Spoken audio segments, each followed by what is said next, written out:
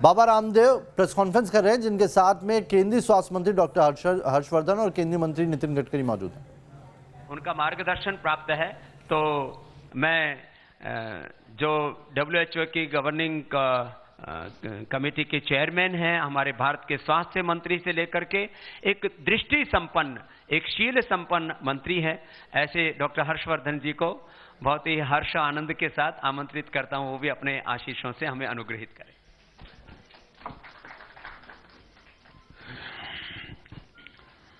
श्रद्धेय स्वामी रामदेव जी, भारत सरकार में मेरे वरिष्ठ कैबिनेट सहयोगी आदरणीय श्री नितिन गडकरी जी, आदरणीय स्वामी बालकृष्ण जी, आचार्य बालकृष्ण जी और डॉक्टर अनुराग वार्ष्णेय जी, आज के इस कार्यक्रम में उपस्थित सभी मीडिया के बंधु और भगिनी और सभी अन्य आमंत्रित संबंधित विशेषज्ञगण, आज से लगभग 27 साल पहले जब मुझे दिल्ली के स्वास्थ्य मंत्री के रूप में काम करने का मौका मिला था, तो ये लगभग जितना भी आयुर्वेद के बारे में पढ़ा है, लिखा है, समझा है, उसके कारण आयुर्वेद उसकी प्रतिष्ठा को सारे संसार में मॉडर्न साइंटिफिक तरीके से पुनर्स्थापित करने का एक स्वप्न ये हमेशा मन में रहा है। और उसका कारण यह है कि हम सब जानते हैं कि आयुर्वेद का सारा ज्ञान ये बहुत कुछ अथर्ववेद के अंदर समाहित है। चरक संहिता में, सुश्रुत संहिता में जो ज्ञान था, उसको ये सब जानकारियां जो अंतर्राष्ट्रीय रिकॉग्नाइज्ड डेटाज हैं या लिटरेचर है, उसमें सब विद्यमान है। 6ठी शताब्दी में इसको चाइनीज़ भाषा में ट्रांसलेट किया गया। 9वीं शताब्दी के अंदर इसको पर्शियन और अरेबिक भाषा में ट्रांसलेट किया गया। 12वीं शताब्दी से लेकर 17वीं शताब्दी के बीच में इसको यूरोपियन भाषाओं में ट्रांसलेट किया गया। भारत का निश्चित रूप से ये दुर्भाग्य रहा कि ब्रिटिश रूल में जो हमारा अपना traditional Indian system of medicine था, जिसको सारे दुनिया के अंदर बड़े पैमाने पर रिकॉग्निशन होना चाहिए था और जिसका भारत में प्रचार और प्रसार होना चाहिए था, उसको उस प्रकार का प्रोत्साहन नहीं दिया गया और उसको उस प्रकार का प्रोत्साहन देने के लिए भारत को स्वतंत्रता प्राप्ति का इंतज़ार करना पड़ा। और ये सब बातों का क्योंकि बहुत गहराई से अध्ययन किया था, इसलिए मैंने दिल्ली में स्वास्थ्य मंत्री के रूप में एक सेंटर एस्टैब्लिश किया था। उसका नाम था Delhi research centre for modernised promotion of Ayurveda, और इसको हेड करते थे all India institute of medical sciences new Delhi के फार्माकोलॉजी डिपार्टमेंट के हेड प्रोफेसर JN शर्मा। और जिस प्रकार के विषयों की आज यहाँ चर्चा हो रही है और जिसके बारे में पतंजलि रिसर्च संस्थान ने काम किया है, वो सारा काम और आयुर्वेद से जुड़ी हुई सारी जिस भी प्रकार की जानकारी सारे देश में जिस भी माध्यम से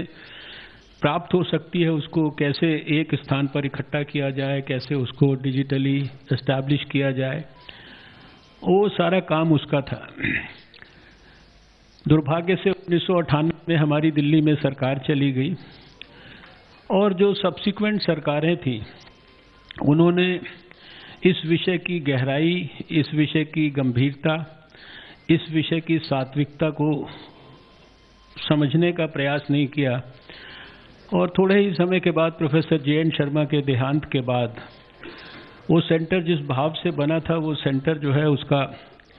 लक्ष्य ही परिवर्तित कर दिया गया। 1999 में मुझे विश्व स्वास्थ्य संगठन ने अपने ऑर्गेनाइजेशन में साउथ ईस्ट एशिया के देशों के लिए काम करने के लिए जब निमंत्रित किया, तो मैं सिर्फ कुछ तथ्य आपके सामने ज़रूर रखना चाहता हूं। सन 2000 में 1, 2 और 3 नवंबर को विश्व स्वास्थ्य संगठन के सबसे प्रतिष्ठित सेंटर जो कोबे जापान में है, उस स्थान पर एक 3 दिन की मीटिंग हुई जिसका सब्जेक्ट था health and welfare systems development for the 21st century.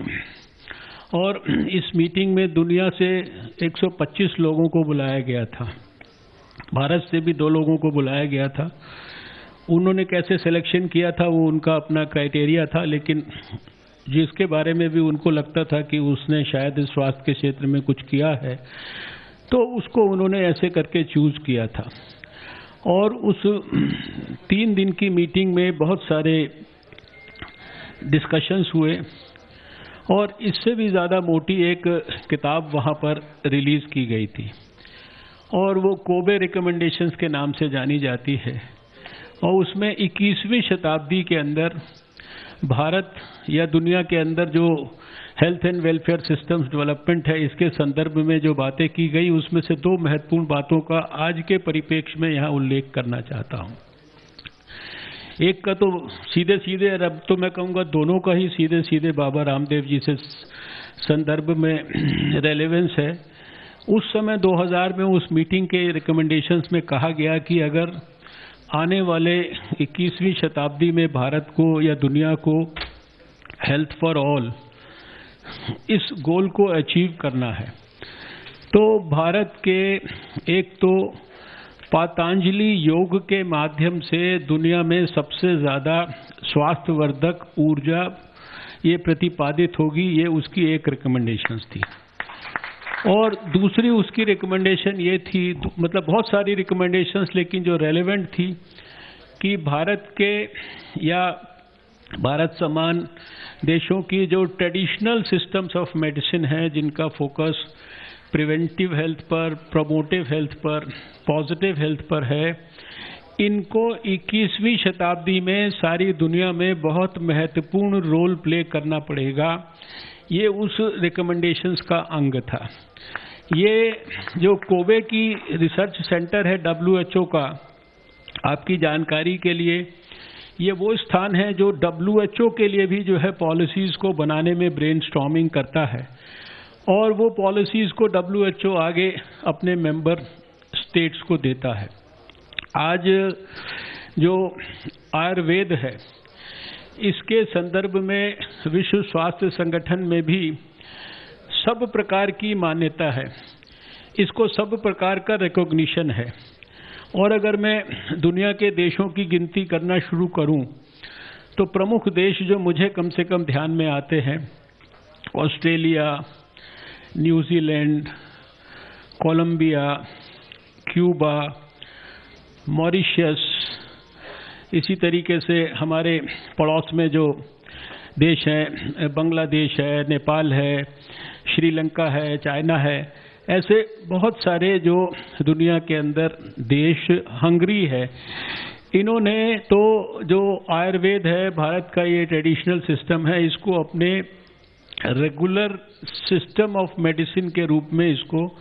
स्थापित किया है, इसको उन्होंने रिकॉग्निशन दिया है। आज भारत का कोई भी आयुर्वेदिक डिग्री लिया हुआ डॉक्टर, वो न्यूजीलैंड में जाके थोड़ा सा इम्तहान देने के बाद वहाँ पर वो आयुर्वेद की प्रैक्टिस कर सकता है।